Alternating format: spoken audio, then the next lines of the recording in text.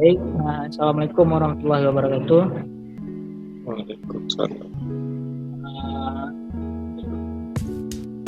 Terima kasih buat kawan-kawan semua yang telah mengikuti perkenalan bahasa pemrograman yang dibuat oleh KKN tematik kelompok 488. Sebelumnya, alhamdulillahirobbilalamin, wassalatu wassalamu ala asyrofil anbiya'i wal mursalin wa ala alihi washabihi ajmain. Puji serta syukur mari sama-sama kita panjatkan kehadirat Allah SWT yang mana telah memberikan kita kesehatan dan kesempatan sehingga kita dapat mengikuti perkenalan bahasa pemrograman pada sore yang berbahagia. Dan tak lupa juga kita sajikan dari bahan Nabi besar Muhammad SAW yang mana telah membawa kita dari alam kebodohan ke alam yang penuh ilmu pengetahuan. Baik, tidak usah berlangsung lama-lama, mungkin langsung saja kita mulai pembahasan materi ya. Jadi kali ini kami akan membahas tentang perkenalan dasar bahasa pemrograman.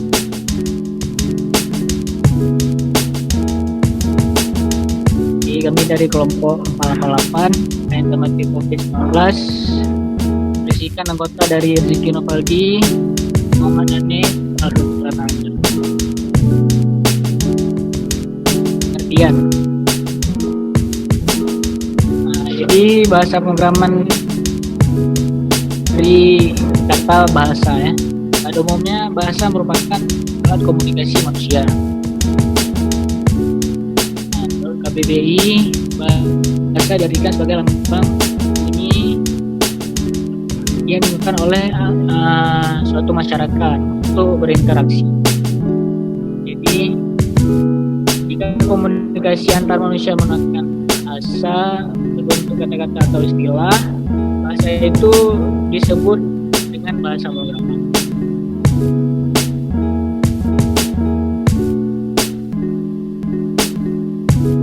Jadi ada struktur pemrograman,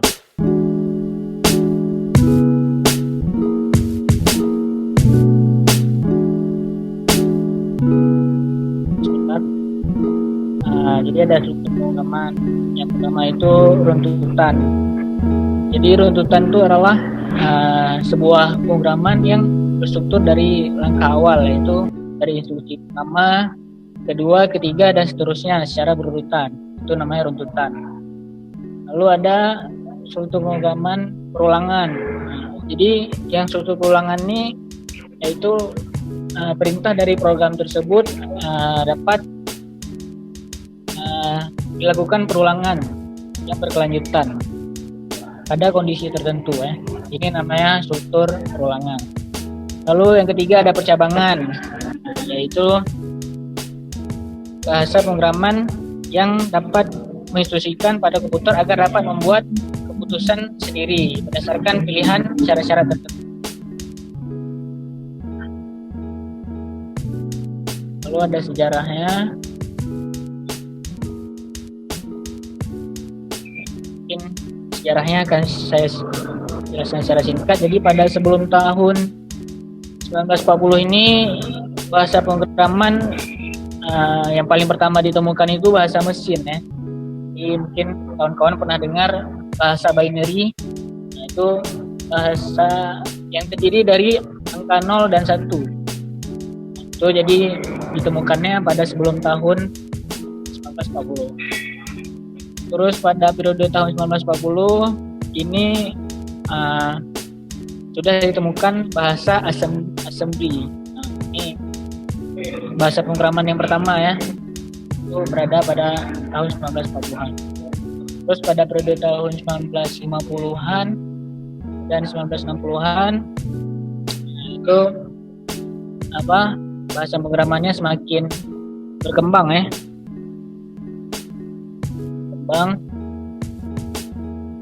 Pun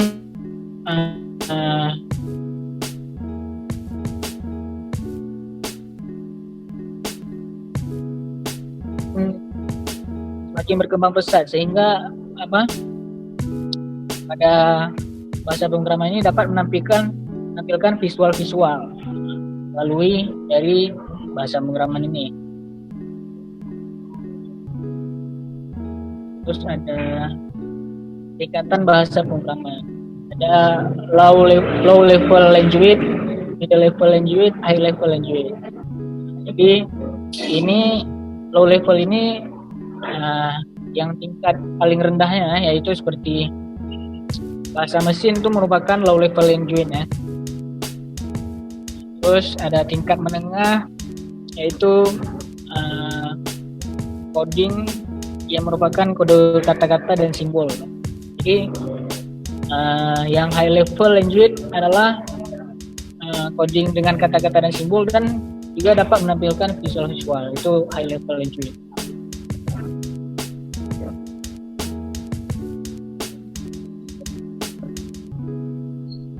Ini seperti jelaskan tadi juga, jenis bahasa pemrograman ada bahasa mesin, tingkat rendah, tingkat menengah, dan tingkat tinggi ya.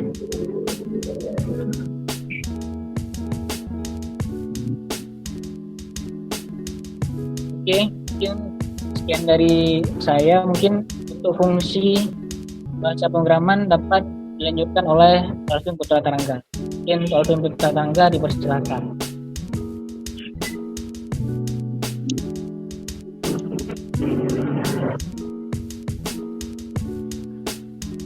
Baik, untuk fungsi itu yang pertama ada sebagai komunikasi antara operator dengan komputer mesin, yaitu sebagai operator dapat melakukan komunikasi dengan komputer atau mesin dengan menggunakan bahasa pemrograman. Jadi bahasa komputer ini akan menerjemahkan perintah yang diberikan oleh operator ke kode biner yang selanjutnya dilakukan oleh komputer atau mesin. Jadi kode biner tersebut akan diterjemahkan oleh komputer untuk melakukan tugasnya sesuai kehendak operator. Yang kedua ada sebagai media programmer untuk mengembangkan aplikasi, yaitu akan membantu kehidupan masyarakat kita yang dapat digunakan seperti ojek online, belanja online, atau situs web. Aplikasi tersebut diciptakan oleh programmer dengan menggunakan bahasa pemrograman. Yang ketiga, ada sebagai media pengguna untuk mengoperasikan komputer, yaitu pada dasarnya memang diperuntukkan sebagai media untuk mengoperasikan komputer atau mesin.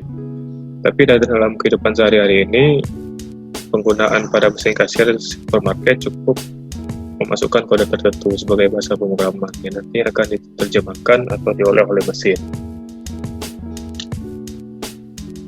Selanjutnya ada macam-macam bahasa pemrograman. Dapat dilihat dari sejarahnya, bahasa pemrograman ini telah menginjak fase evolusi yang kelima. Jadi perkembangan pemrograman ini berlangsung selama 10 tahun. Tentu saja dapat dipastikan bahwa terdapat banyak jenis pemrograman yang pernah digunakan. Yang pertama ada Fortran, yaitu sebagai bahasa tertua yang dipakai saat ini. Jadi paling yang memakai ini cuma NASA aja. Yang kedua ada Visual Basic, yang mana Visual Basic ini merupakan bahasa pemrograman yang sederhana karena bahasa ini populer di fase awal perkembangan dari pemrograman sendiri karena dianggap cepat dalam penerapannya.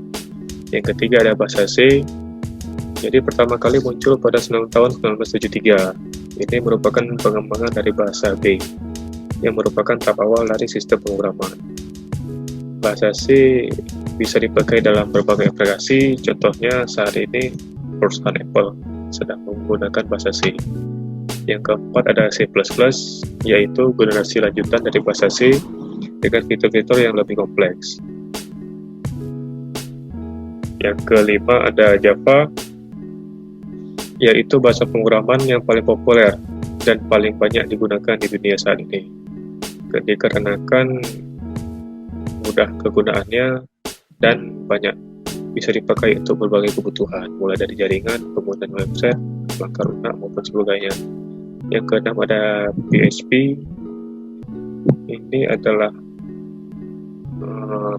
program pemrograman yang dipakai untuk pengembangan website. Jadi salah satu perusahaan besar yang menggunakan ini adalah Facebook. Yang ketujuh adalah Bosku. Jadi Microsoft saat ini masih menggunakan Bosku ini karena kan diklaim sederhana dan mudah dipahami.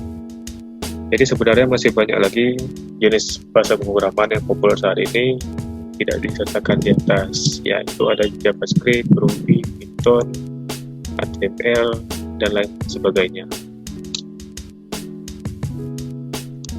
Selanjutnya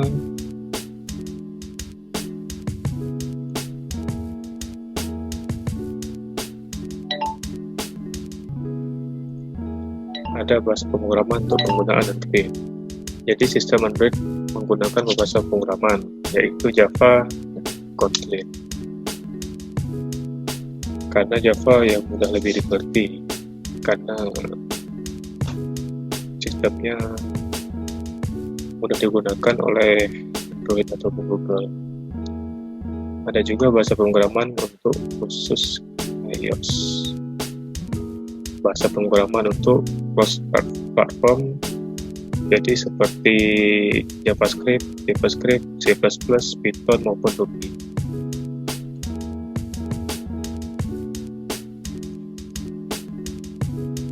Dan ini adalah hal-hal yang harus dimiliki sebagai seorang programmer.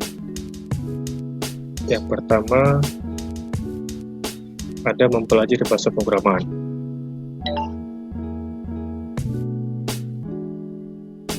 Yang kedua, ada memilih tools. Pemilihan tools ini dapat berpengaruh besar ya pada aplikasi yang dibuat.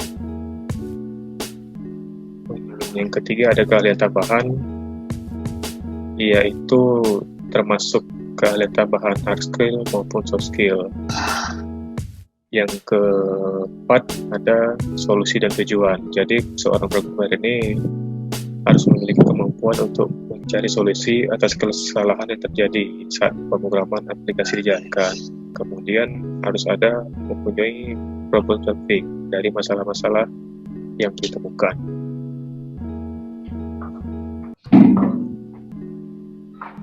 Jadi ini ada beberapa aplikasi belajar pemrograman yang di Android. Yang pertama ada Java, ID for Android Java, Codebox, dan Programming Book. Dan ini tips menjadi seorang programmer, yaitu memiliki pelajaran sangat tinggi, jangan mudah putus asa, cari dan baca referensi terkait bahasa pemrograman, luangkan waktu untuk belajar, diskusikan dengan teman, tingkatkan kemampuan bahasa Inggris, dan belajarlah untuk bekerja sama dengan orang lain. Jadi mungkin itu dasar-dasar yang harus dipahami dalam sistem kerja komputer ataupun smartphone.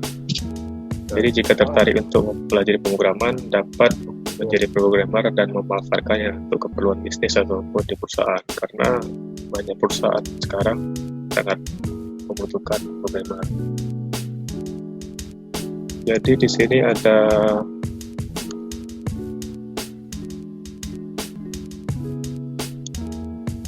sedikit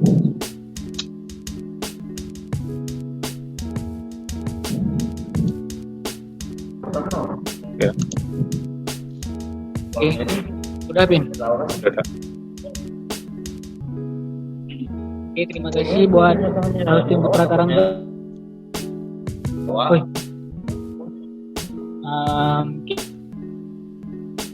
Ada yang ingin bertanya ya? Apa yang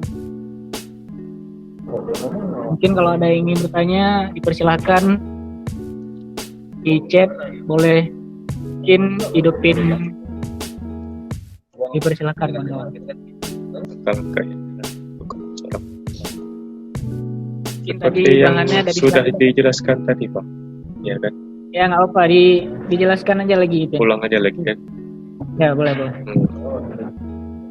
Dasarnya ya tentunya mempelajari bahasa pemrograman, karena sebenarnya banyak bahasa pemrograman itu, tapi yang paling dasar itu kalau yang sekarang bisa dipelajari itu bahasa C.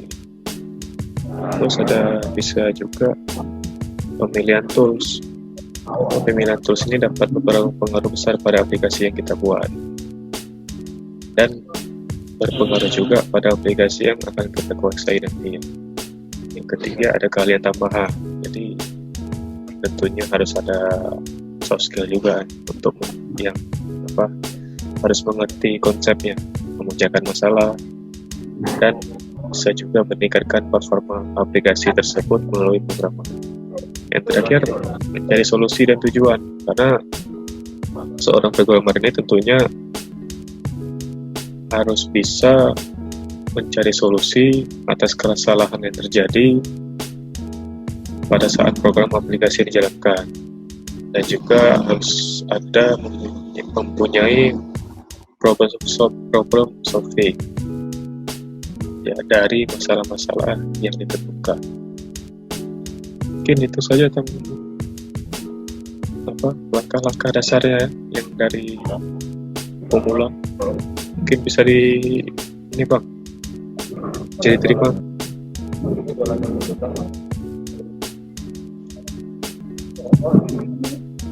Oke, terima kasih untuk Tarangga yang telah menjelaskan. Terima kasih juga Bang Satyadin yang telah bertanya. Mudah-mudahan dapat bermanfaat ya. Apakah ada yang bertanya lagi yang lain? Mungkin demikian ya.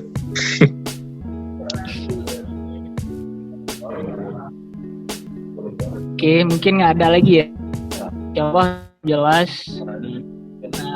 Mungkin sekian dari perkenalan bahasa pemrograman dari kelompok 48 kami. Mungkin saya ucapkan terima kasih banyak yang telah